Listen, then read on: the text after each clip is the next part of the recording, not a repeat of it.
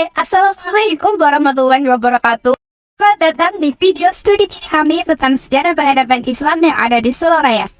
Nah, pada kesempatan kali ini, kami akan membawa kalian untuk mengetahui sejarah yang ada di Masjid Al-Makmur yang menjadi bagian penting dari Kampung Batik Laweyan yang beralamat di Jalan Sidonuhur nomor 50 Laweyan atau berada di tengah-tengah Kampung Batik Laweyan. Let's see, check it out.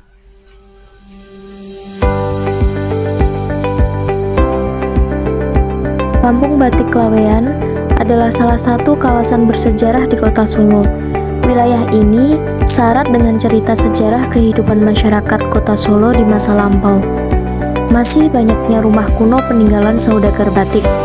Para saudagar batik tersebut tidak hanya meninggalkan rumah kuno, mereka juga sempat membangun masjid dengan arsitektur perpaduan Arab dan Jawa seperti Masjid Al-Makmur ini. Masjid Al-Makmur merupakan masjid pertama yang dibangun para juragan batik di Kampung Laweyan. Masjid ini dibangun oleh Haji Masururi bin Sulaiman pada tahun 1942 pada masa kependudukan Jepang.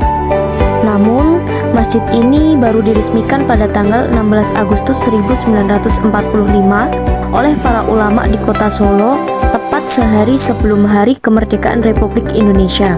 Meski sudah berusia puluhan tahun, masjid ini tidak pernah dipakai untuk melaksanakan sholat Jumat.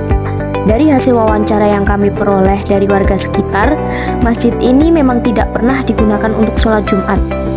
Hal itu dikarenakan letak Masjid Al-Makmur berdekatan dengan Masjid Laweyan yang merupakan masjid milik Keraton Surakarta yang lebih tua.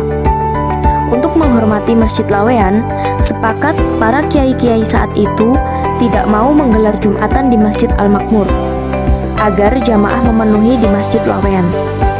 Sebelum menjadi masjid, bangunan ini merupakan rumah warga yang dibeli oleh Haji Masururi bin Sulaiman. Dalam pembangunannya, arsitektur bangunan Masjid Al-Makmur ini mengadopsi gambar dari beberapa masjid di Arab Saudi. Dengan luas bangunan 446 meter persegi, masjid yang hingga kini belum pernah tersentuh renovasi itu pun mampu menampung 300-an jamaah. Masjid Al-Makmur ini didominasi dengan warna hijau toska, yang dimana di dalam bangunan ini terdapat tempat berwudu berupa kolam besar yang masih digunakan hingga saat ini. Di depan Masjid Al-Makmur juga masih terdapat menara-menara kecil yang masih dipertahankan hingga saat ini. Begitu juga dengan tulisan-tulisan Jawa dengan ejaan lama masih terlihat cukup jelas, seperti kampus untuk tempat buang hajat, sekolah untuk tempat kamar mandi, dan juga memiliki keputrian untuk tempat khusus wanita.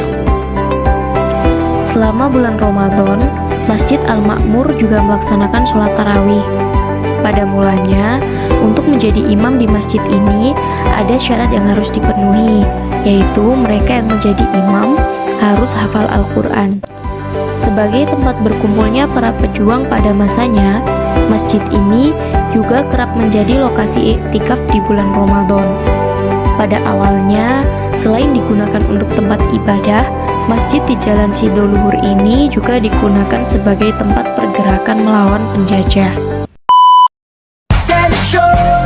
Nah, demikianlah hasil studi mini kami tentang sejarah peradaban di Masjid Al-Makmur.